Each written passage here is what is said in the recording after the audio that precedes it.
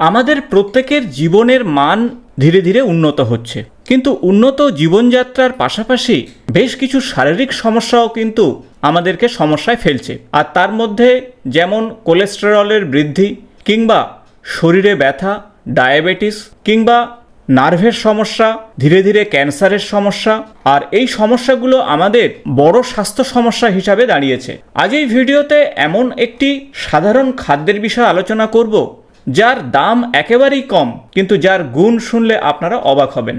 তাই প্রত্যেক দিন না হলেও সপ্তাহে 2-3 বার যদি এই খাদ্যটি ডায়েট চার্টে রাখতে পারেন, তাহলে কিন্তু এই ভয়ঙ্কর স্বাস্থ্য সমস্যা থেকে আপনারা মুক্তি পেতে পারেন।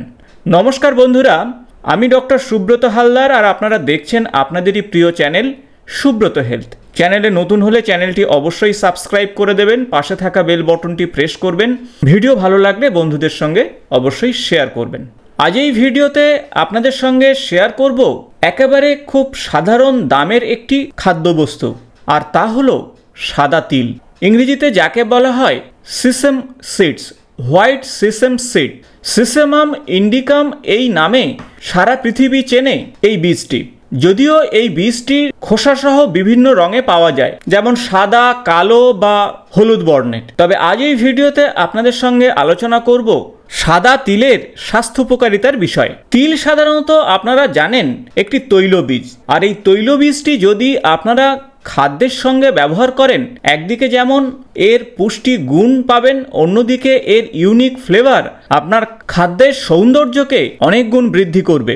সাদা তিলের মধ্যে রয়েছে প্রচুর পরিমাণে প্রোটিন, ফ্যাট এবং সেই সাথে গুরুত্বপূর্ণ অ্যাক্টিভ অ্যান্টিঅক্সিডেন্ট কম্পাউন্ড, যা আপনার শরীরের ইনফ্লামেশনকে দূর করবে, এবং সেই সাথে অ্যান্টি ইনফ্লামেটরি উপাদান, অ্যান্টি টিউমারাল উপাদান।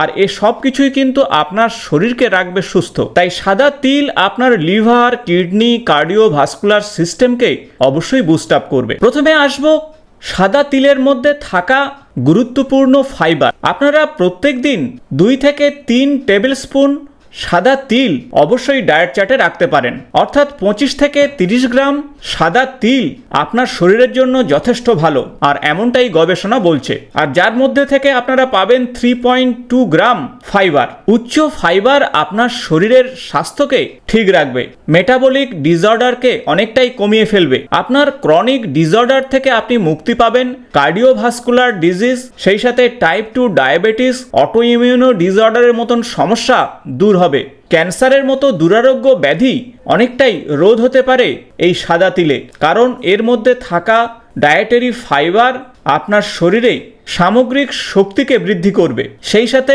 আপনার গাট হেলথকে ভালো রাখতে সাহায্য করবে। দ্বিতীয়ত, কোলেস্টেরল লেভেলকে নিয়ন্ত্রণ করতে সাহায্য করবে এই সাদা তিল। এর মধ্যে থাকা ফাইবার যা আপনার শরীরে ভালো কোলেস্টেরল বৃদ্ধি ঘটাবে, অন্যদিকে খারাপ কোলেস্টেরলকে দূর করতে সাহায্য করবে, তাই হার্ট ডিজিজের রিস্ককে অনেকটাই কমিয়ে ফেলবে। এর মধ্যে রয়েছে পলি আনস্যাচুরেটেড এবং মোনো আনস্যাচুরেটেড ফ্যাট, যা আপনার শরীরের ভালো কোলেস্টেরল বৃদ্ধিতে সাহায্য করবে, সেই সাথে ট্রান্স ফ্যাট কমাতে সাহায্য করবে আপনার শরীরে। পরবর্তী যে বিষয়ের কথা বলবো তা হলো অ্যান্টি ইনফ্ল্যামেটরি উপাদান হিসাবে আপনি সাদা তিল খেতে পারেন।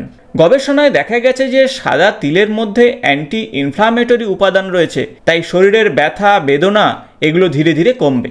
আর এই কমার মূল কারণ হলো পলিফেনোলিক কম্পাউন্ডস, যা তিলের মধ্যে প্রচুর পরিমাণে রয়েছে। পলিফেনোলিক কম্পাউন্ড আপনার শরীরের ইনফ্লামেশনকে দূর করবে।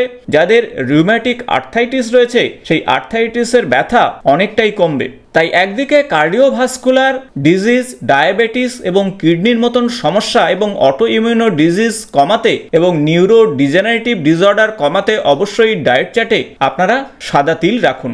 যাদের উচ্চ রক্তচাপ রয়েছে তারা নিশ্চিন্তে সাদা তিল খেতে পারেন, কারণ ব্লাড প্রেশার কমাতে যথেষ্ট উপকারী। এতে পলি আনস্যাচুরেটেড ফ্যাটি অ্যাসিড রয়েছে, ফাইবার রয়েছে এবং লিগন্যান কন্টেন্ট থাকার জন্য উচ্চ রক্তচাপ অনেকটাই কমবে। তাই স্ট্রোকের মতন রিস্ক ফ্যাক্টর কমাতে সাহায্য করবে কিন্তু সাদা তিল।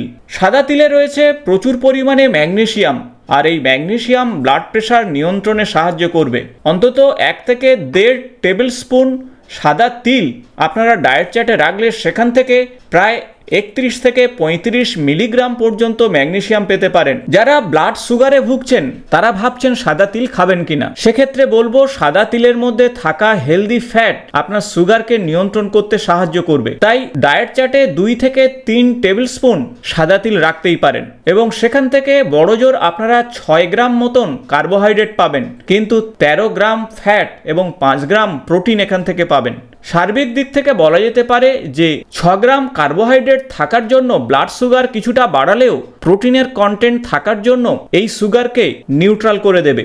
অ্যানিমেলের উপরে স্টাডি করে দেখা গেছে যে সাদা তিল অ্যান্টি হাইপার গ্লাইসেমিক এবং অ্যান্টি অক্সিডেন্ট এফেক্ট হিসাবে কাজ করে, আর এই কারণে ব্লাড সুগার নিয়ন্ত্রণে আপনি সাদা তিলকে রাখতে পারেন। ভিটামিন বিতে পরিপূর্ণ কিন্তু সাদা তিল।